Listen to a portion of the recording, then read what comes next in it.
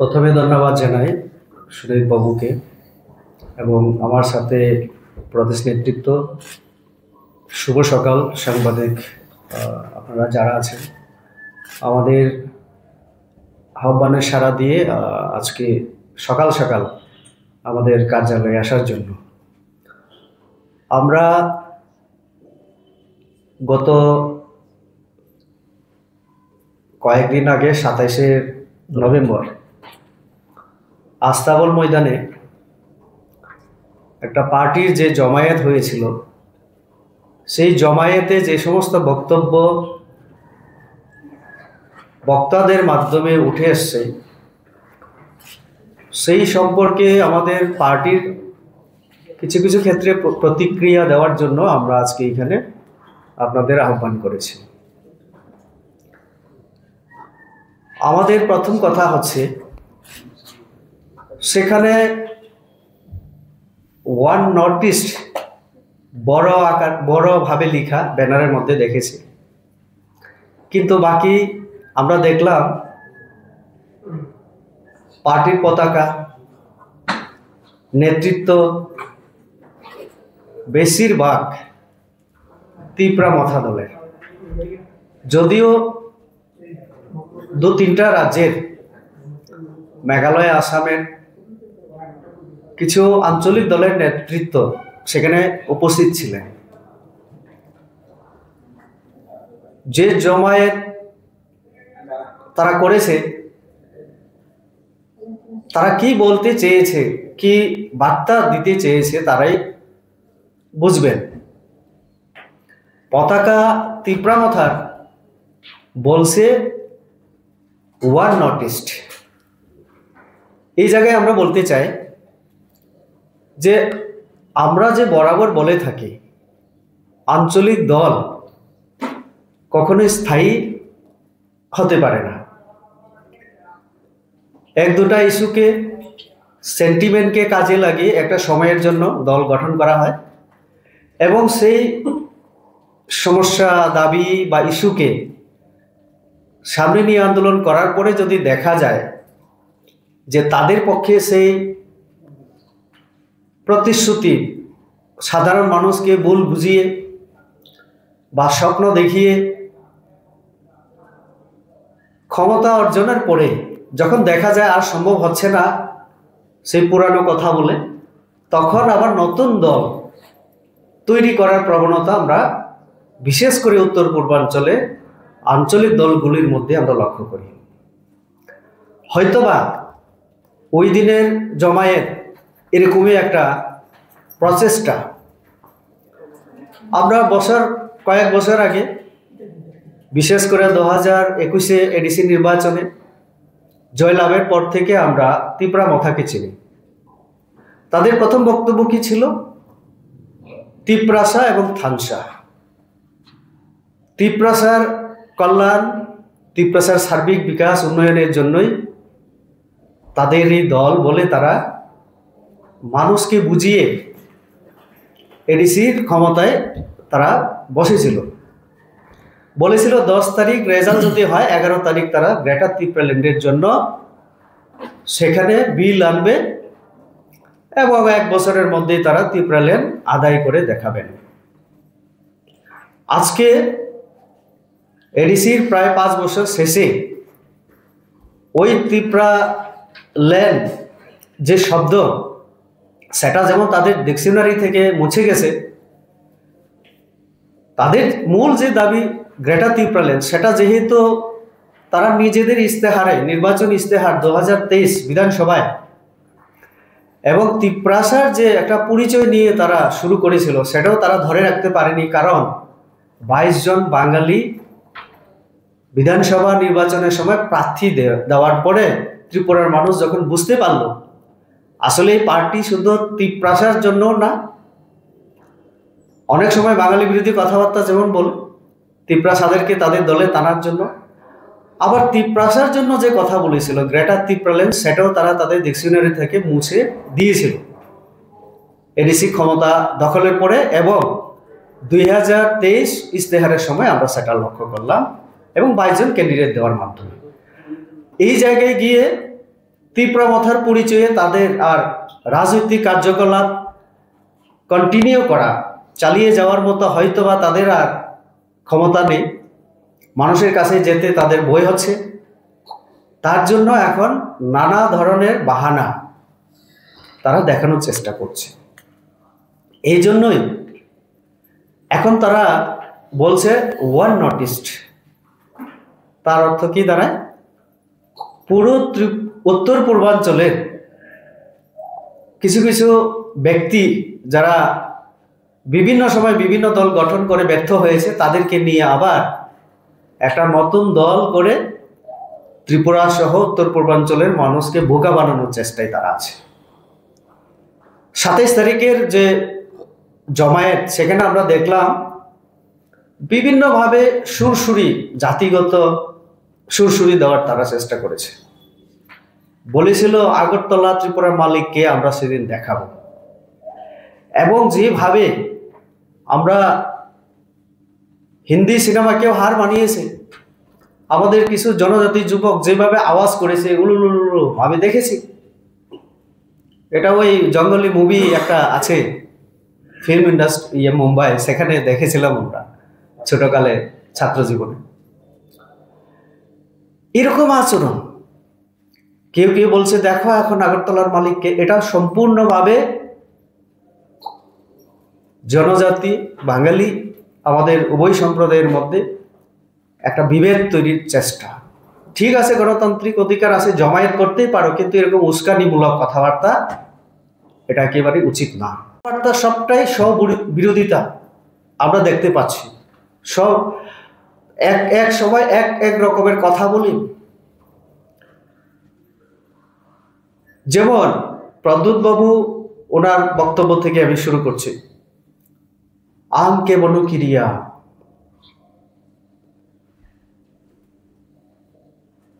एक दिन ग्रेटा तिप्रालैंड होगा,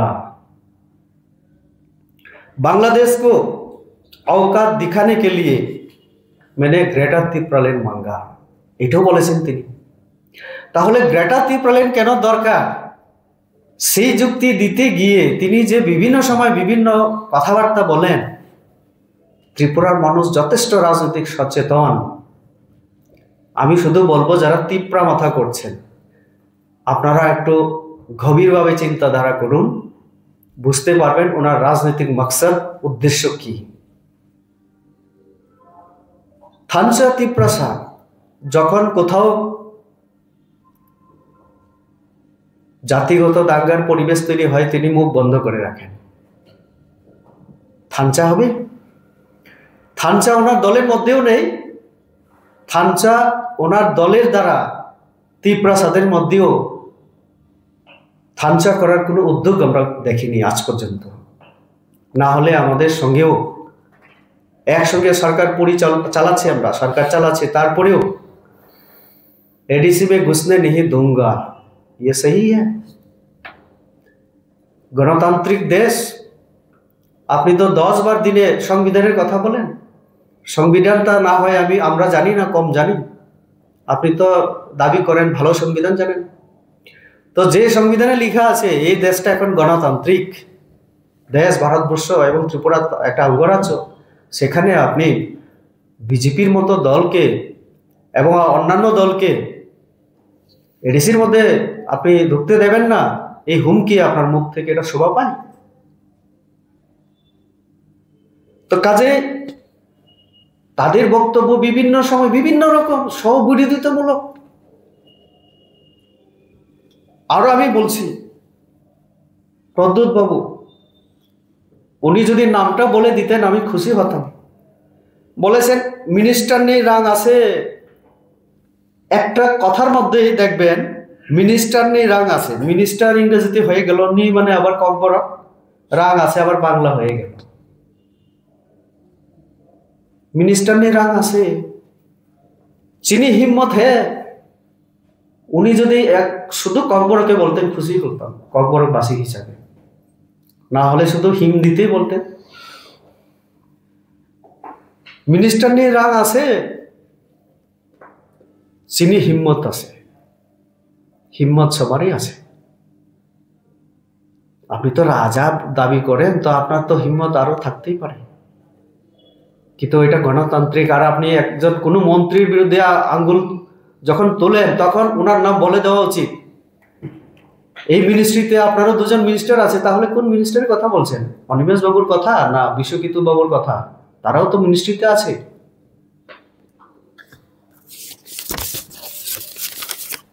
দ্বিতীয় আরেকজন ব্যক্তি যিনি বলেছেন তিনি হচ্ছেন অনিমেষ দেববর্মা। বলেছেন বিজেপি ন্যাশনাল পার্টি কে রোখার জন্যই আমাদের আঞ্চলিক দল দরকার। আমি অনিমেষ বাবুকে প্রশ্ন করতে চাই, তাহলে ত্রিপ্রাসাদ, থানচা, উন্নয়ন, ডেভেলপমেন্ট এটা কিছুই না, শুধু বিজেপিকে, ন্যাশনাল পার্টিকে রোখার জন্যই আপনারা রিজিওনাল পার্টি বানাচ্ছেন। এখন মাথা দিয়ে হচ্ছে না বলার একটা শক্তি অর্জন করার জন্য ফান্ডটাও যাতে বেশি করে আসে উত্তর পূর্বাঞ্চলে বিভিন্ন জায়গা থেকে, তার জন্য কি আপনি তাহলে আঞ্চলিক দলই রাখছেন? এটার একটু গ্রেটার আঞ্চলিক দল হয়ে গেল আর কি, রিজিওনাল পার্টি হয়ে গেল। কারণ শুধু স্টেট না, এখন বিভিন্ন স্টেটকে নিয়েও করার চেষ্টা, মানে মকসদ কি ন্যাশনাল পার্টিকে রোখার জন্য। আর এটা তো আমরা জানি যে প্রদ্যুৎ বাবু যে সব বিরোধিতামূলক কথাবার্তা কংগ্রেসে যখন ছিলেন বলছিলেন আমাদের দাবি দাওয়া যদি দিল্লি পর্যন্ত পৌঁছাতে হয় তাহলে ন্যাশনাল পার্টি ছাড়া উপায় নেই। আর এখন তারাই বলছেন যে ন্যাশনাল পার্টিকে রুখতে হবে, আবার মোদিজির কাছে গিয়ে বলবেন যে রাইটস দো, সলিউশন দো। আমাদের কাছে, বিজেপির কাছে জনজাতির উন্নয়নের জন্য আন্দোলনেরও দরকার হয় না। আপনাদের যে বয়সটা আরো বেশি করে রেস করা, আরো বেশি করে শক্তি অর্জন করে একেবারে ত্রিপুরা রাজ্যের মধ্যে দাঙ্গার পরিবেশ তৈরি করে ত্রিপ্রাসাদের উন্নয়নে যদি চিন্তা ভাবনা করেন ভুল হবে। আমরা শান্তিতে বিশ্বাস করি এবং উন্নয়নে বিশ্বাস করি।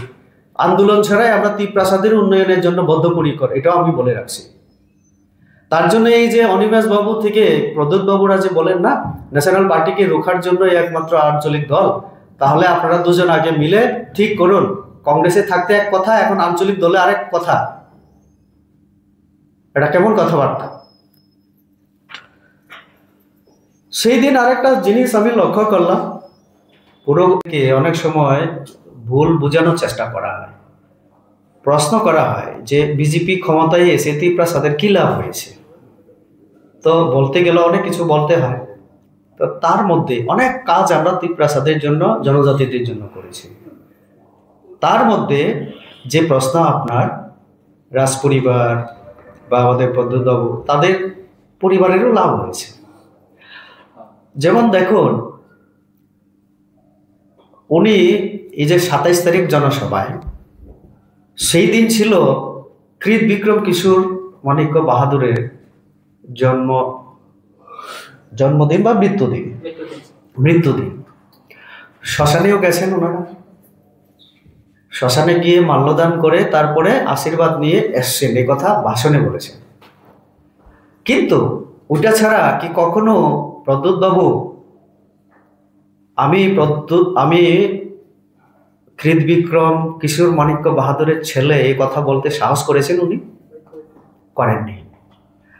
বলেছেন আমি মহারাজা বীর বিক্রমের গ্র্যান্ডসন, নাতি। এটা কেন হয়েছে জানেন?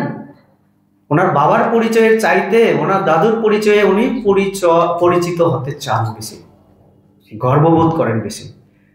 এই কাজটা করেছি আমরা বিজেপি, আমাদের রাজ্য সরকার। প্রদ্যুৎ বাবুর বাবা উনি তো রাজা ছিলেন ঠিক, উনি ছোট বলেই তো কাঞ্চনপ্রভা দেবী রাজ্য চালাতে হয়েছিল একসময়। তো রাজা হিসেবে আমরা কিন্তু ত্রিপুরাবাসী কৃত বিক্রম কিশোর মাণিক্যকে আমরা দেখিনি, কারণ গণতান্ত্রিক যুগ প্রবেশ করায় উনি সেই সুযোগ পাননি। তো রাজা হিসাবে সফল না ব্যর্থ সে কথায় আমি যাব না। আমি যাব কৃত বিক্রম কিশোরজির আর একটা কি পরিচয় ছিল, কংগ্রেসের নেতা। তিনবারের উনি এমপি, আমি যদি ভুল না করি 67-এ হয়েছিলেন, 77-এ হয়েছিলেন, 89 বা এরকম। তারপরে আবার ওনার মা বিভু কুমারী দেবীজিও ছিলেন। 4 বছর 4 বার 20 বছর এই পরিবার কংগ্রেস করেছিলেন, এমপি হয়েছে। তাহলে কংগ্রেস নেতা হিসেবে পরিচয়ে লজ্জা পায়। আর মহারাজা বীর বিক্রমকে আমরাই প্রথম ওনার মূর্তি স্থাপন করে Narendra Modi cabinet, union government cabinet বৈঠক করে মূর্তি স্থাপন, সরকারি ছুটি ঘোষণা ইত্যাদি করার পরে এমন পপুলার হয়ে গেছেন, সারা বিশ্ব ওনাকে চেনার পরে ওনার গ্রামসন পরিচয়ে উনি এখন খুশি হন, গর্ববোধ করেন।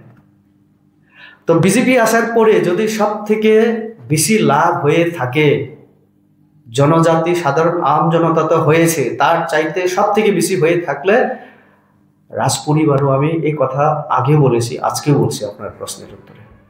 দেখুন ওনার এখন আর এক ভুল, কৃতিজি বিজেপি থেকেই তো এখন 5 বছরের জন্য সাংসদ হিসেবে কাজ করছেন। এই সুযোগও তো বিজেপি আসার পরে, বিজেপির সঙ্গে অ্যালায়েন্স করার পরে প্রদ্যুৎজি আজকে যে সমস্ত কথাবার্তা বা একটু উচ্চস্বরে কথা বলা যে সাহসটা, এটাও তো বিজেপির সঙ্গে আসার পরে। না হলে আমাদের এই কথা বলতে পারেন, আমি তো ডাইরেক্ট দিল্লির সঙ্গে কথা বলি, ওনার কি সাহস হয়েছে কোনোদিন, যতক্ষণ পর্যন্ত মনমোহন সিং ছিল? উনি তো সেই সময় কংগ্রেসেরই প্রদেশ প্রেসিডেন্ট ছিলেন। আমার যতটুকু মনে হয়, আমি যদি ভুল না করি, আমাদের বর্তমান এই মন্ত্রী সুশান্ত চৌধুরী, ওনার সঙ্গে কংগ্রেসের যুব কংগ্রেসের প্রেসিডেন্সিয়াল ইলেকশনে উনি হেরেছেন। আজকে বিজেপির সঙ্গে আসার পরে বড় কথা বলার সাহস পেয়েছেন তিনি।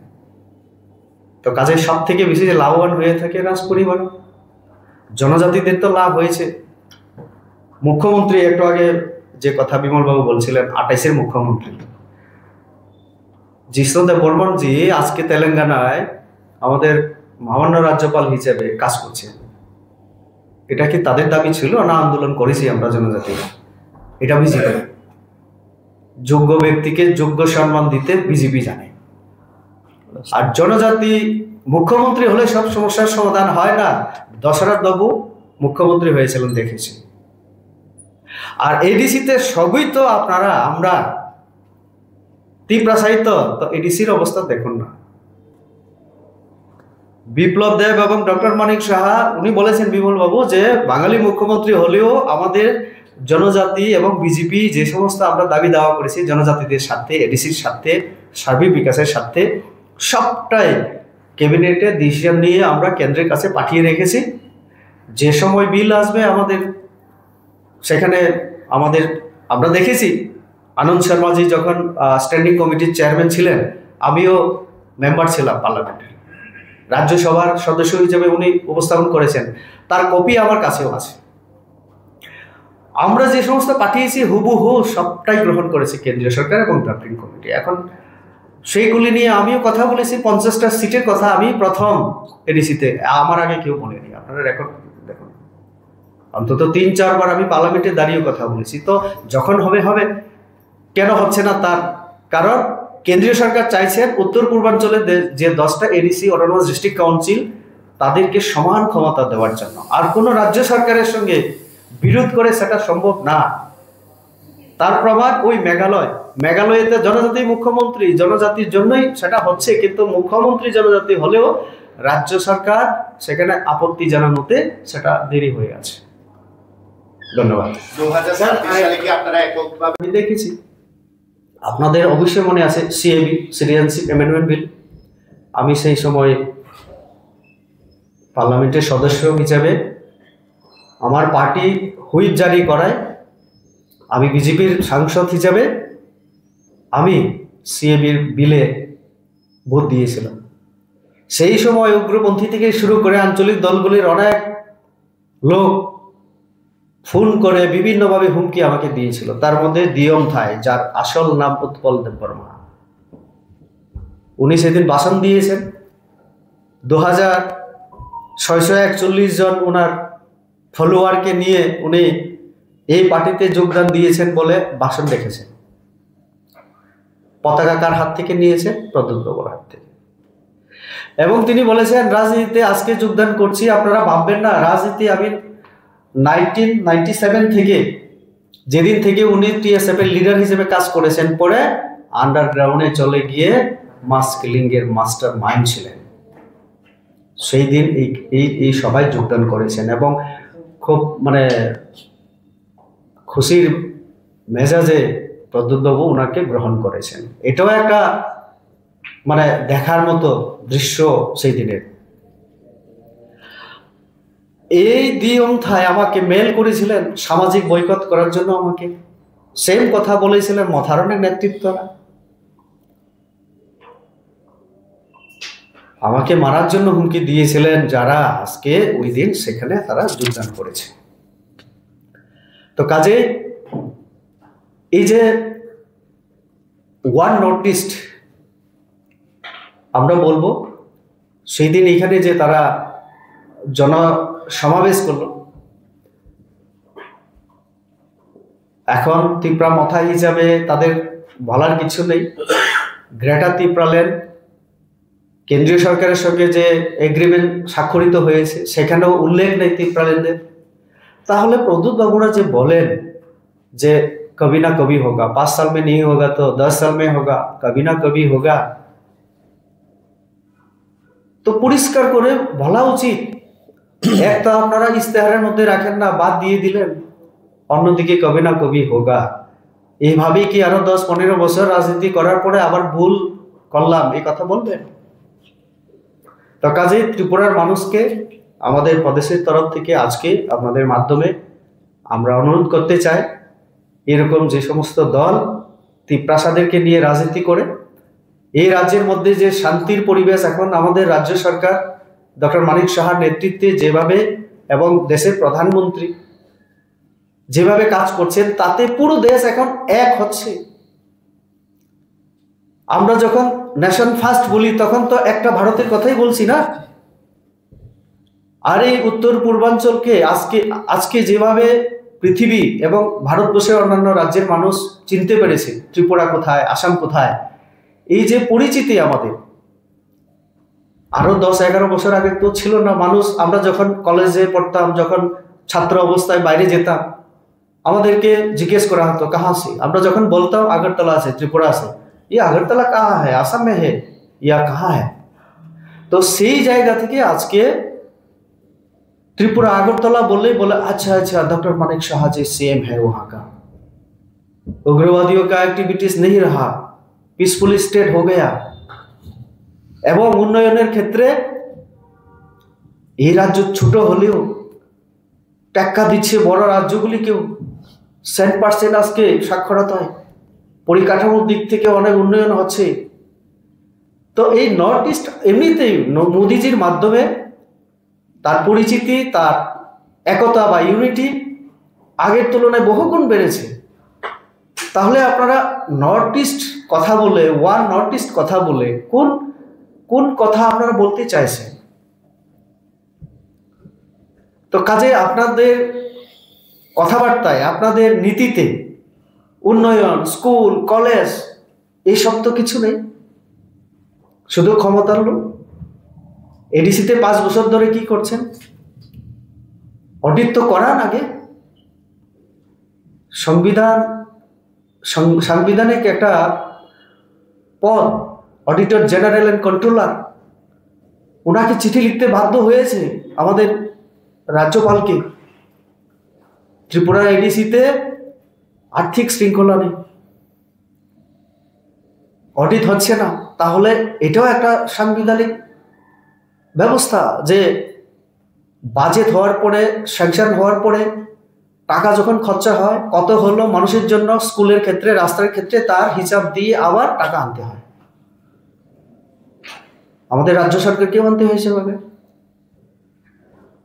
আপনারা সংবিধানের নিয়ম অনুসারে পদে বসে আছেন, ক্ষমতা ভোগ করছেন, অথচ সাংবিধানিক কোনো নিয়ম কানুন মানবেন না। আবার কিছু হলে সব দোষ নন্দঘোষের মতো। তো কাজে মথা নেতৃত্বের কথাবার্তা সব সময় এক জায়গায় এক রকম। এগ্রিমেন্টের ক্ষেত্রেও বলছে ত্রিপুরার কিছু লোক চায় না। আমি তো বারবার আমরা জিজ্ঞেস করছি, এক দুইজন যে সেখানে রেবতী ত্রিপুরা আছে কিনা বলুন না, ডক্টর মানিক সাহা আছেন কিনা বলুন না, না রাজীব ভট্টাচার্য আছেন। নামটা বললে খুশি হতাম, আমরা তারপরে আমাদের প্রতিক্রিয়া আমরা ব্যক্ত করতাম। তো কাজে ত্রিপুরার মানুষকে বোকা বানানোর জন্য এসব হচ্ছে। এবং আর একটা কথা, আমাদের মধ্যে যাতে দাঙ্গার পরিবেশ তৈরি হয়, রাজনৈতিক ফায়দা নেওয়া যায়, ত্রিপুরার মানুষকে আমি অনুরোধ করব এই সম্পর্কে সচেতন থাকার জন্য।